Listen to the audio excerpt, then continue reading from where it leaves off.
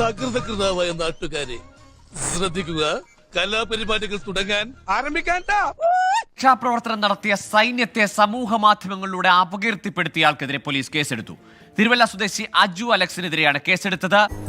തീരുമാനമായി. മോഹൻലാൽ വയനാട് സന്ദർശിച്ചതുമായി ബന്ധപ്പെട്ടാണ് അധിക്ഷേപ പരാമർശം. കുറച്ച് നാളായി നിനക്ക് ഞാൻ ഇത് ഓങ്ങി വെച്ചിട്ട് എന്താ ഉറക്കം വരുന്നു. പലതവണ ഒരുപാട് പരാതികൾക്കിടയാക്കിയ ഒരു പ്രൊഫൈലാണ്. ഇപ്പോൾ ഈ കേസെടുത്തതിന് പിന്നാലെ ആശാൻ മുങ്ങിയോ? കഴിഞ്ഞ ദിവസം മോഹൻലാൽ വയനാട് ദുരന്ത ഭൂമി സന്ദർശിച്ചതിന് പിന്നാലെ ഇയാൾ ഒരു വീഡിയോ പോസ്റ്റ് ചെയ്തിരുന്നു. അതിൽ സൈന്യത്തെയും ഒപ്പം ആ ദുരന്ത സ്ഥലം സന്ദർശിച്ച മോഹൻലാലിനെയും അതിര് കടന്ന് വിമർശിക്കുകയും അസഭ്യ വാക്കുകൾ പറയുകയും ചെയ്തിരുന്നു. എന്താണ് മോഹൻലാൽ അവിടെ സന്ദർശിക്കാൻ യോഗ്യത എന്നുൾപ്പെടെയുള്ള ചോദ്യങ്ങളാണ് ആ വീഡിയോയിൽ ഈ അജു അലക്സ് ചോദിച്ചിരുന്നത്. ഒന്ന് പേടിപ്പിച്ച് വിട്ടാൽ മതി, ഞാൻ ശരിയായിക്കോളൂ. ഏതായാലും പോലീസിന്റെ നടപടി വന്നതോടുകൂടി ചെകുത്താൻ ഒളിവിലാണ്.